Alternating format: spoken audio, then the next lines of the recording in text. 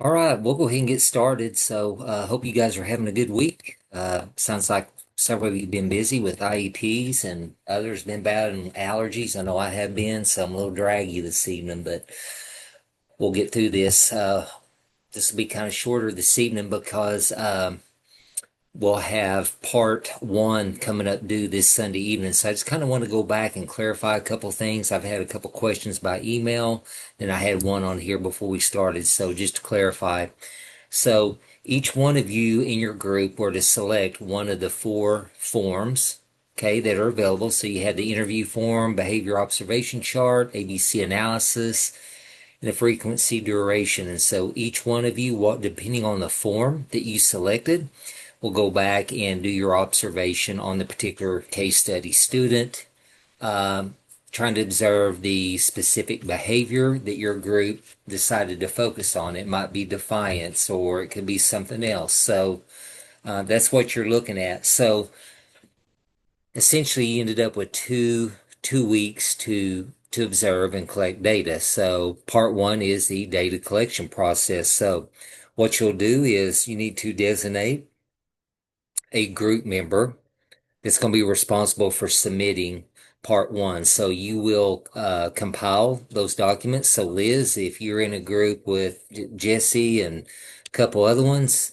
you would determine who's going to submit that, and then you would provide your specific form to Jesse if he's the one submitting it, and then he would in turn submit that on behalf of the group.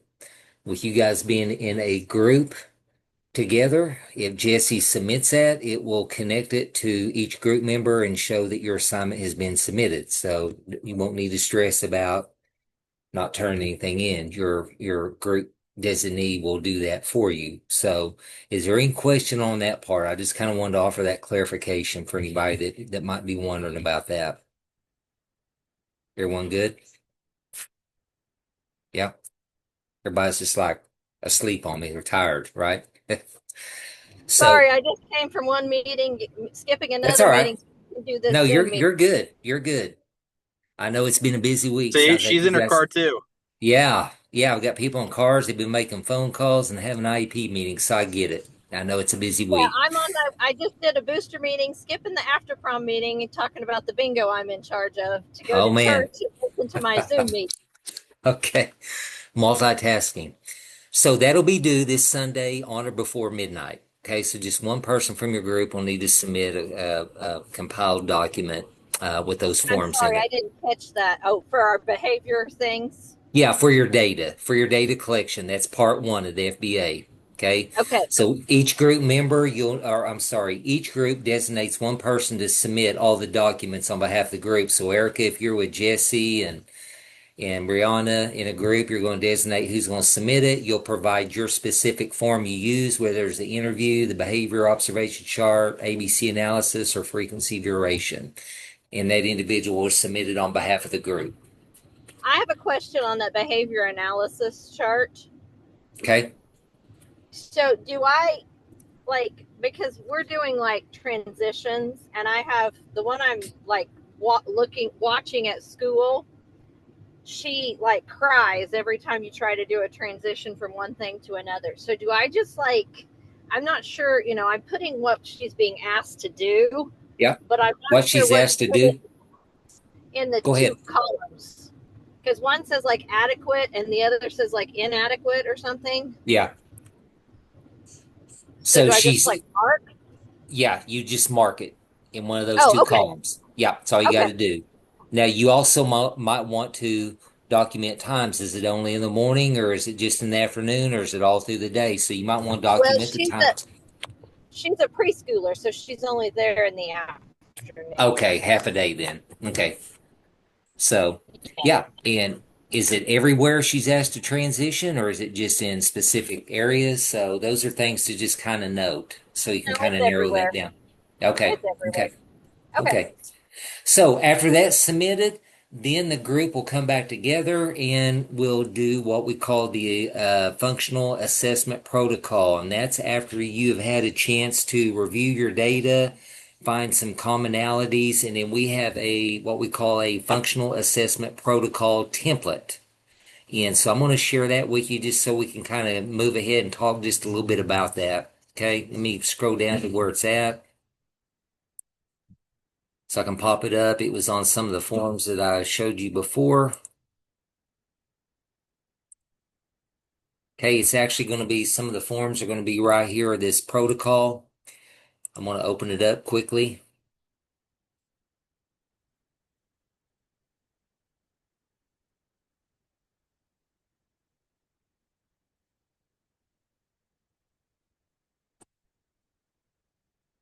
Can everyone see it on my screen now? I've got the functional assessment protocol up. Shauna, can you guys see it? Okay. So this is actually the template form that's in there. So after I review your data, give you feedback, then your group is going to go down through here and start narrowing everything down. And you'll use this protocol template in order to do that. So the Dr. first Posey, area is I'm sorry, um, do what? we can still see Blackboard, like the page where you're getting the functional assessment protocol, but if you open the actual document, we can't see that. You can on your end. I can't see the actual document. You You can't must be see it now sharing. tonight on Zoom or when you go into Blackboard. I can't see it on Zoom. Oh, okay, let me do a stop share and see if I can, since I shifted it over from another screen, Yeah. so that may be why. Okay. Okay, can you see it Yep. now? Yep, we're Okay, good. thank you. Thank you. Thank you for telling me. Okay, so the first thing you'll do is your group, you'll go down through and look and say, we need to come up and define the behavior. So it gives you some components here and it asks you go through what does the problem behavior look like? Check one that is of greatest concern and it gives you some items here that you can check. If that item is not there, it gives you a box that you can check that's others, and then you will specify what it is. Okay. Second thing is you'll go down and it's going to ask you how is the behavior performed? Okay, the topography or the appearance. So you want to describe how that behavior is performed and consider the following categories: the type of physical movement or the use of objects. Okay, so anything related to that, you want to provide how that behavior is performed. The third thing you're going to want to look at is how long does it last when it occurs. So we're looking at duration. Okay, so you want to check the box that corresponds to the approximate length of the action and circle the appropriate measurement. So we have 1 to 2 seconds or 1 to 2 minutes, 3 to 5. So it gives you opportunity. You can do it in seconds or minutes. Okay, and if it's more than that, you'll check other and listed. And then you just kind of go right on down. Item 4, how does it occur? The frequency. So indicate the rate. So it happens 10 times per 45 minutes or 5 times per 30 minutes. Okay. How damaging or destructive is the behavior? So the intensity of it. Okay.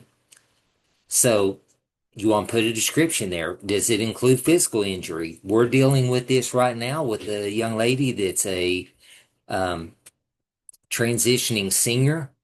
They have the opportunity to come back after graduation. She's autistic.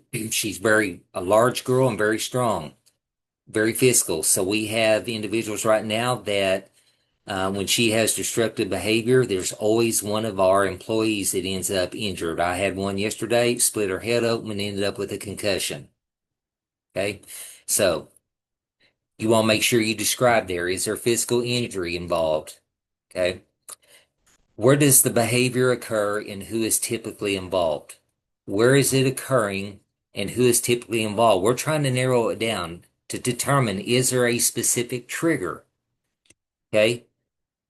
It may not be. One of you shared that the student in transition, doesn't matter where she's at or who's around her, she ends up crying every time. Okay. That may be the case. But if it involves specific individuals, list it because we're trying to narrow it down, determine is a specific individual or small group a um, trigger. Okay, then we go over to section B. We have definition summary, and you're going to use the answers in questions 1 through 6 to write somewhat of an operational definition of the targeted behavior. So, for example, gives you an example during transitions. There you go. One of you had transitions on there, right? Was it Erica? I think. Yes, I So it did. says, yeah, during transitions, when new students are present, Jane strikes her peers with an open hand on the back for 2 seconds, 3 times a period with no physical injury to the peer. So that kind of gives you an example. Okay. We're given a description of when the transition occurs. We're talking about what students are present, how that behavior occurs. They strike their peer with an open hand, and then the duration 2 seconds, 3 times per period, no physical injury. Okay. Next thing we're going to look at is factor identification, setting events. Okay. We're going to use the checklist below. Identify different factors that usually occur prior to or as a result of that problem behavior. So the antecedents. Okay. So factors that appear to set off and or precede the problem behavior. Okay, so you have a category for teacher behaviors. Is it something that the teacher might be doing, such as explanation or demand or performance feedback? Okay, or is it during lesson presentation and lecture? So it gives you a list of items to check. Then we have an area or a category under student behavior. Okay, is a student display drowsy or sleepy appearance? Do they have physical complaints, hunger, pains? Disturbed effects such as sad or angry appearance, excessive motor activity. Are they restless, fidgety? Do they tap? Do they, wiggle their feet, shake their legs a lot? Jittery. Peer attention, negative peer attention, or positive peer attention. Then environmental factors, elevated or excessive noise levels. Okay, is your classroom noisy? Does that set them off? Is it the presence of unusual or extra adults, new people present in the room? Is that a trigger? Presence of unusual or extra peers, maybe a new student coming in or someone that's not normally in that setting with them. Also, we go down to transition activities. Um, we're down here as well with teacher behaviors. Okay. So the third section we're going to look at is the functional hypothesis. So we're going to create a hypothesis statement. So we're going to use the information that we've identified in sections 1, 2, and 3, and you'll construct the hypothesis statement. So it says when, and then you're going to identify the setting or the events, the blank will and the student, and then identify the behavior in order to, and put your intended outcome or function. Okay, so it's giving you a prompt and you're basically going to fill in the information there. Next thing is you'll do part B. You'll do a functional analysis plan. So in order to test the hypothesis, the following functional analysis will be attempted. So you'll want to look at what contextual modifications, what changes in the environment and or teacher behavior will be attempted. Okay. These are like options you put in for plan A, B, and C. Once you kind of put the plan in, this will be, so what if it's not working, and what changes in the environment and or teacher or teacher behaviors will be attempted. Curricular accommodations. What changes in instructional materials, techniques will be attempted. Do you feel like you're going to have to change up some of the materials you present or techniques? And then the next thing is, the last thing is a replacement strategy. What new behaviors or strategies will be taught? Okay.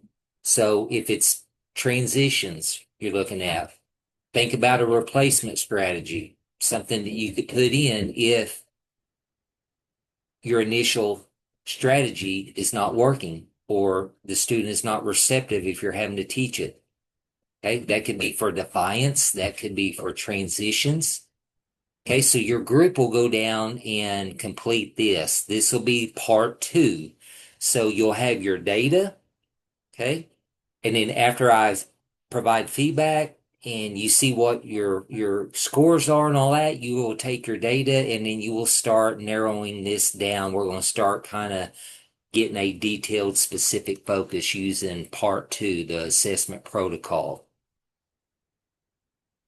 Okay, any questions over the template form that's provided? Do we just enter our information into the template, or do we have to like start from scratch? No, you enter your information into the template. So we Okay, can print it out and like write our stuff and then like scan it in or exactly. something. Okay, That's thank you. right. Yep. This is also in a Word format, so you can actually download it onto your desktop and then go in and put your information in it and then save as and do that if you wish. Or you can print it off and mark your stuff on there. Either way. Okay. We will go over this again and talk a little bit more about it next week, but I just kind of wanted to introduce it to you, show you where it was at, kind of what information's on there so you can kind of have that in your mind as you're completing your behavioral observations. Okay. In question on that? It's pretty straightforward. It's like taking everything you've observed and we'll be turning in Sunday, and then we'll take that data and then you will complete the assessment protocol. Again, this is a way to start specifically narrowing it down. And you may think, man, that's an awful lot of steps, but I'll give you an example. So I took my team to a training at the Oklahoma Autism Center. That was one of the resources I think I mentioned to you a couple weeks ago. And we did a training on this, and it's like you just continuously are doing this and getting it down to a very specific, detailed document.